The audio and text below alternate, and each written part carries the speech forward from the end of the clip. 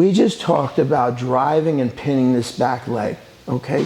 Why don't we add a couple more variations and other angles of things that we're gonna see. So we've done everything right at this point. We've gotten to the outside kneecap. This guy's curling right nice and tight. I'm driving at a 45 and I'm taking this big step, basing my hand. I'm bringing my trailing leg back with me. I've taken this massive step. And now he grabs onto my wrist. And he's holding this thing as tight as he can. And I'm trying to figure if I can get over this kneecap. I'm trying to pull this guy back to pin him, and I can't get through, okay? But I've done a couple of things at this point. I've held on to this hip line. I brought myself so far over, so our only thing that we're going is this way. I'm taking this out of the equation for us to go this way at this point. And you've also countered me too defensively, as that you've blocked this pocket and you held here and you're trying to get your recovery leg back. I get it, what you want to do. So I'm going to counter back too. I couldn't get rid of this grip, so I take my secondary leg and I slide it over this shin, and I come the same way. Only thing I'm going to ask you at this point is the fight is going to be up here. So there's no reason to bring this trailing hand. So this is going to happen in one shot. This hand, it's going to happen together. I'm just going to describe this hand first. This hand's going to butterfly and he can do a position inside this hip line. Okay, so the second thing is you're going to see is the first one.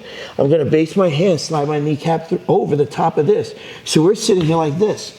But I don't want to just slide through, because if I slide through, what's going to happen is he's going to bring the bottom leg up, and now he just recovered, right? So I don't want that to occur. I want to win the position, and I'm going to describe this a couple of times in other positions. The man that can control that hip pocket usually will control positional in some form of a dominant position. And we're going to talk about this right now. So, hey guys, if you're enjoying this instructional video, this is only the tip of the iceberg. We have so much more instructional content on our website, app.athletesocean.com. Back to the video. I've done everything right. I've come like this, and he's held on, and I'm trying to get in front, but he's defensively high, so I make a commitment. I slide my leg over, but as I'm sliding this leg up, so the moment this leg takes position here, back hand butterflies in, because as I slide through, I want to be here so that these shins have some form of a barrier as I slide through, that they don't get position. I'm going to slightly lift him up and slide my hand through so that when I take a big step, I'm going to dominate a top sector. So what you're going to see is me turning, but staying in dominant positions here, but I don't let those two shins come between us.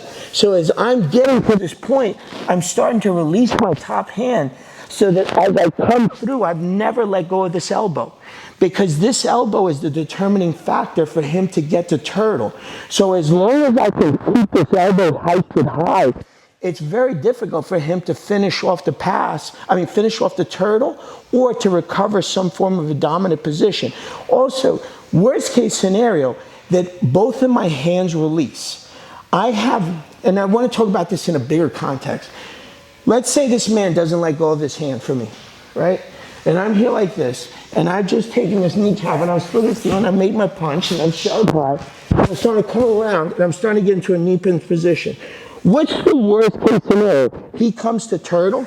Okay, so he comes to turtle, and now from this position, John, can you come on this side? Right, from this position, I can rip this hand off, okay? But let's say he sits back. Okay, so I slide forward also, and I never relinquish position. I just keep following the head, until I get the position of the hands that I can release them with the shin. So you're never going to escape. I'm going to continue following you from a dominant position to a dominant position.